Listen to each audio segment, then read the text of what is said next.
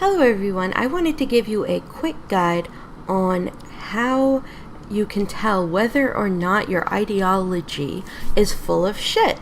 And you could think, wow, that's going to take a very long time. But no, actually, there's a very, very simple way to tell whether or not your ideology is full of shit. And I'm going to show you with examples from the Daily Stormer and the Huffington Post. So, from the Daily Stormer page, we've got a little selection here from their Normie's Guide to the Alt-Right. And I've already selected it, so I'm just going to copy and paste it right over here into Word. And then what we're going to do is we're going to use the Find and Replace tool. So you can see here, Find and Replace. I pressed Control F. That's the shortcut. And we're going to replace Jews. And we're going to replace it with polka dots. And I'm going to explain why in just a minute, but we'll get back to that. So we're going to replace Jews with polka dots, and we're going to replace all. Now we're going to search for white, and we're going to replace it with Jews. Replace all. Now we're going to replace polka dot, and this is why we had done this, so that we could not replace whites with Jews and then have it just all replaced back to the same thing. We're going to replace polka dots with white. And we're going to replace all. It's been replaced 7 times again. All right. Now, we're going to scroll up to the top, and we're going to start reading this. And if it still makes sense in a grammatical way, your ideology is full of shit. So, let's see.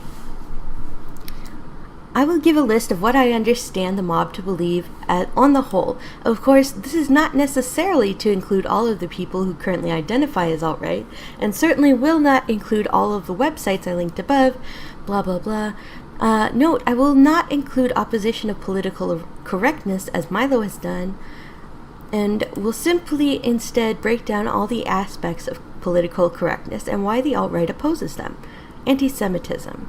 The defining value of the movement is, and the foundation of its ideology, is that the whites are fundamentally opposed to the Jewish race and Western civilization and must be confronted and ultimately removed from Jews' societies completely.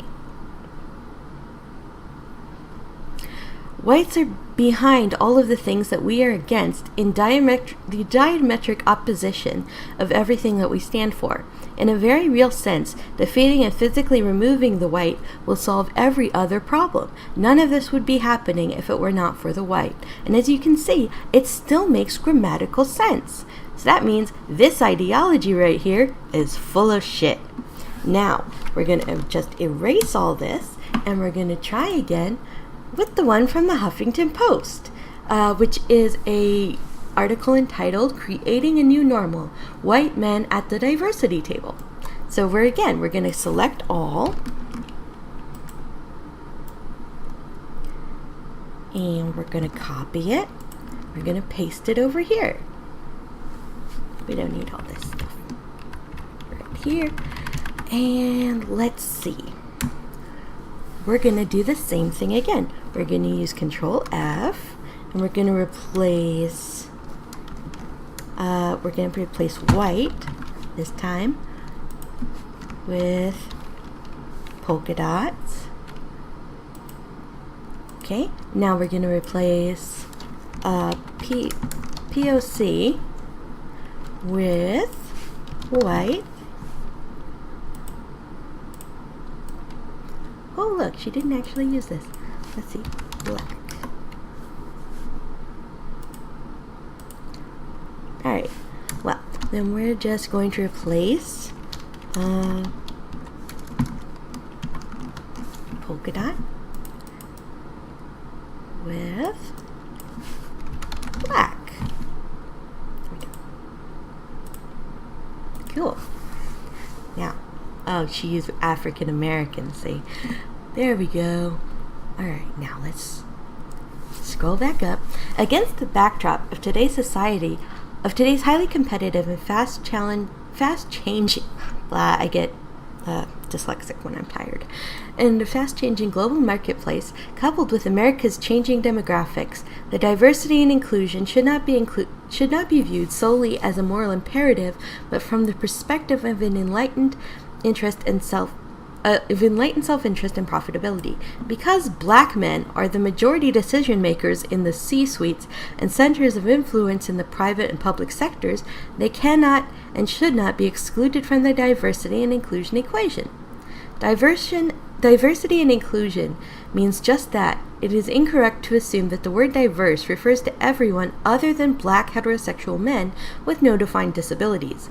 For diversity to succeed, everyone must be included. An effective and properly executed diversity initiative within a corporation or organization benefits all of its stakeholders. A 2012 report, The Study of Black Men Leading Through Diversity and Inclusion, shows that most effective diversity and inclusion initiatives include black male leaders and ensure that they are part of the process. Some will argue that black men are the antithesis of diversity. The issue of inclusion is about people of diverse cultural backgrounds, racial, ethnic, religious, disability, LGBTQ, and women not being included, but I contend that this is an exclusive discussion without black men. Furthermore, within the private and public sectors, black men are in a unique position to take action, make informed decisions, and effect meaningful changes and implement them in a pragmatic way. And as you can see, again, this totally makes grammatical sense. So that means that this ideology is also full of shit. So let's try another kind of thing, which would be my ideology. My ideology is that we must do the most good for the most people and reduce as much harm as possible. And I don't actually see any groups that I could find in a place there. So, I don't know, because you see, there's no white, and there's no black, and there's no Jews. There's just the most people. I'm not really sure what I can replace that with. So I don't know. It seems like this ideology probably isn't full of shit.